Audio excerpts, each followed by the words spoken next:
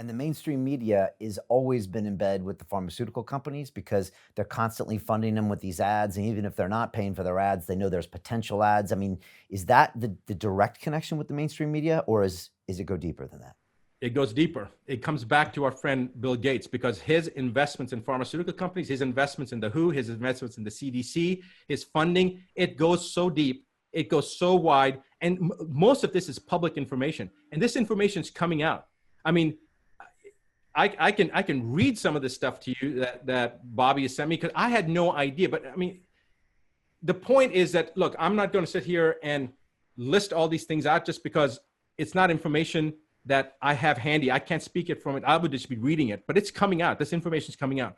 And the most important thing, my message, and Brian, I can't tell you how much I appreciate you and your desire to get the truth out there, because I don't care what anybody's agenda is. I just want the truth out there so that I can go back to doing what I normally do, taking care of patients, so that we can keep on taking care of patients with cancer and autism, so we can have a fair world again. And I believe that what's coming down the pipeline is going to be an incredible world.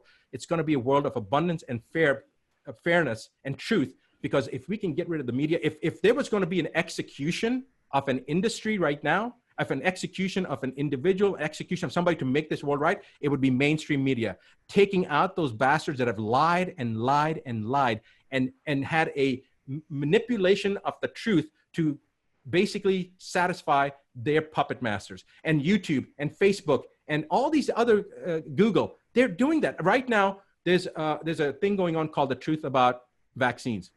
It's put on by my friends Ty and Charlene Bollinger. Do you know that if you go, Instagram just censored that term, that hashtag. Do you know that if you go into Google and type in truth about cancer, the truth about cancer, you can't find anything. They've got over 2 million followers, and you can't find anything on Google about truth about cancer. This is how much sense, we are in the United States. We are living in the free world. And yet this is the type of censorship that's going on. Why? The question is not, don't forget about my conspiracy theories or whatever you want to call it. Forget about labeling me. If you want to label me, fine. You want to label me as a kook, go ahead and label me. It doesn't matter. I just want people to ask one question. Why? Why are they censoring it? What is the purpose of censoring it? You don't censor pornography. You don't censor people with foul language. But now I'm sitting here talking. I think the only word that I've used that could be potentially considered loose would be crap. And if I didn't say it, I just said it. So that's the only word. But why would that message get censored? In fact, YouTube, when they took out those videos, it was funny because I could tell almost like I envisioned the guy sitting there thinking like, okay, how do I, what do I put it under category? Because we didn't show anybody else's stuff. It was all my stuff. And so they put down for inappropriate violation of YouTube, inappropriate content is what they put down. They didn't say copyright laws. It is inappropriate content. So tell me, what is inappropriate about the truth? Now, if the truth is inappropriate, if that's how they've got it defined, I can understand that.